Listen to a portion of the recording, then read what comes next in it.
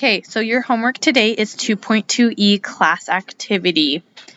So if we read our directions, it says in each of the following problems, you're given one of the representations. You're either given a context, table, graph, or equation. Okay, it says to complete the remaining 3 representations, be sure to label the columns in your table and the axes on your graph. Okay? So labeling is super important. Before we start, remember there are 5 of these little contexts, or 5 of these squares with the context, table, graph, and equation. I want you to pick 3 of them to do. Okay? You will only be graded on 3. So with that, let's go ahead and read our first context. Number 1 says the state fair. So the context says, you and your friends go to the state fair. It costs $6 to get into the fair and $2 each time you go on a ride. Consider the relationship between number of rides and total cost. Okay, so for our table, remember up in our directions it says to label the columns in our table. So that means that we need to have our X and our Y's labeled, and I want to label them according to the context. So consider the relationship between the number of rides and the total cost. Okay, remember that the Y is always going to be our money, so Y is going to be our total cost. Okay, our X's are going to be the number of rides. Now that we have our table labeled, I can go ahead and I'm going to start filling it in. So if I go up here and I read, it costs $6 to get into the state fair. Okay. And $2 each time you go on a ride. These are 2 different things. Okay. So it just costs $6 to just get into the fair. So without riding any rides or riding 0 rides, you have already spent $6 to get into the state fair. Now for every ride that you ride, it costs $2 more. So if you go to the fair and you ride 1 ride, your total cost is going to be $8. Okay, I'm going to go ahead and fill in the rest of my table.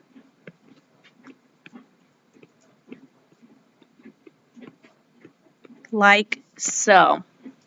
If you notice, I am increasing by 2 each time I go up, and I am increasing by 1 each time I go up on my X's. Okay, the graph. So remember, it wants me to label my X and my Y axes. So I'm going to go ahead and put an X right here and a Y right here.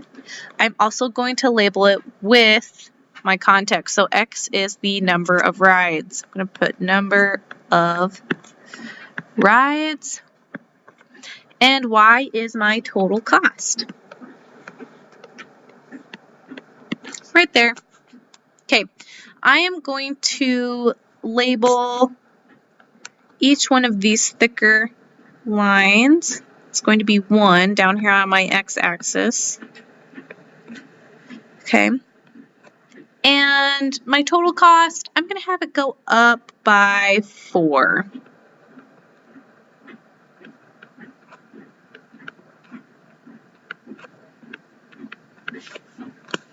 Okay. Now I can go ahead and I can start graphing.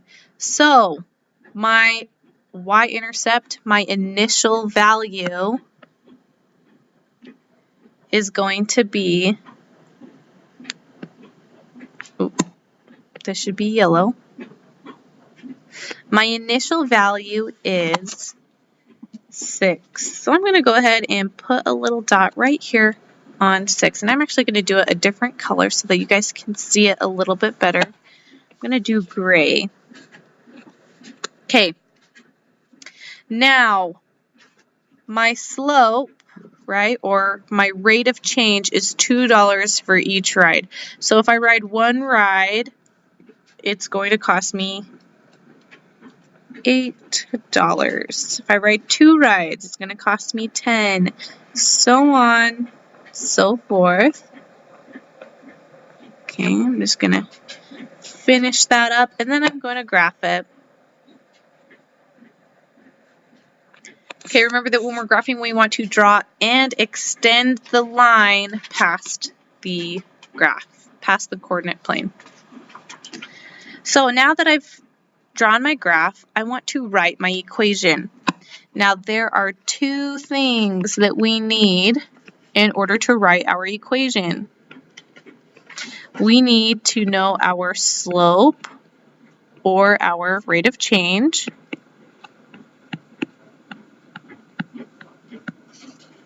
And we need to know the y-intercept or the initial value.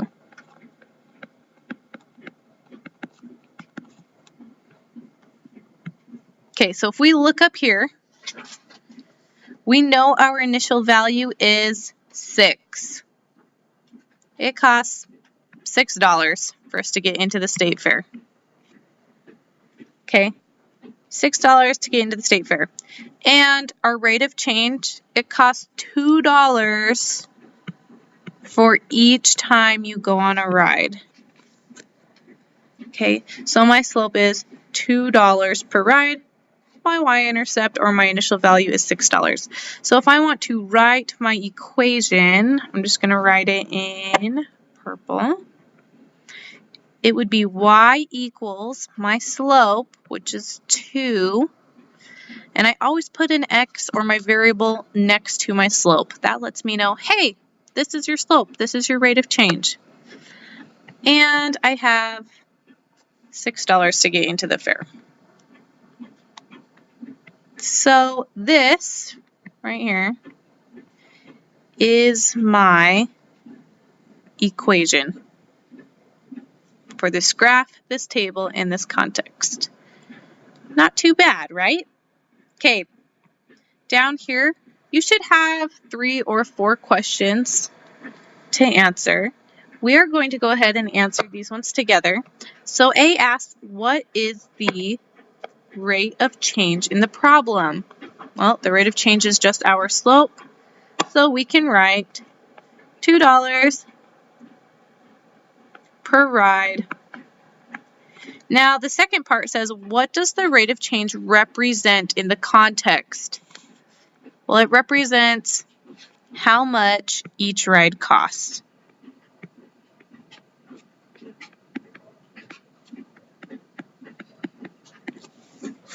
Part B, what is the y-intercept of your graph? Well, we know our y-intercept is $6. Where do you see the y-intercept on the table and in the equation? So I'm going to write table. We see the y-intercept when x is equal to 0. So if I go up to my table, I'm going to zoom out a little bit. You can see right over here, my y-intercept is when x is 0. It's whatever my y value is. Now my equation,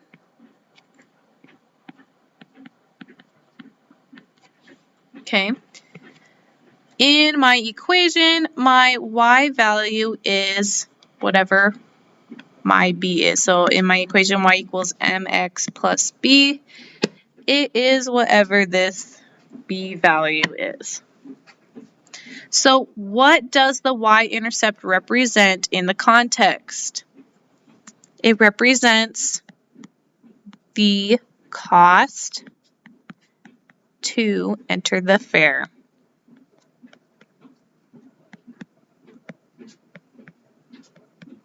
Or the cost of a ticket to the fair. Okay, part C asks, how would you change the context so that the relationship between the total cost and the number of rides can be modeled by this equation, y equals 2x. Okay, so this got rid of our y-intercept up here. So if we get rid of our y-intercept is the cost to enter the fair. So if we got rid of that, that means that each ride still costs $2, but the price to enter the fair is free.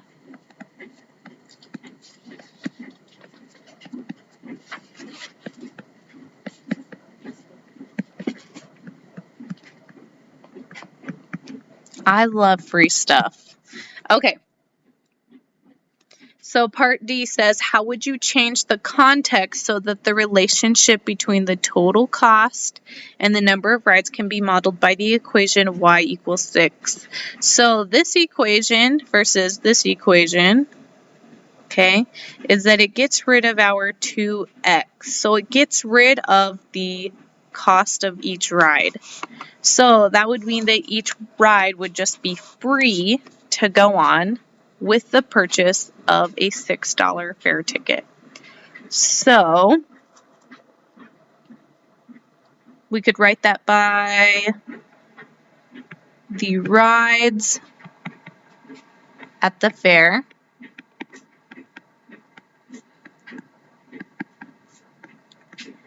are free with the purchase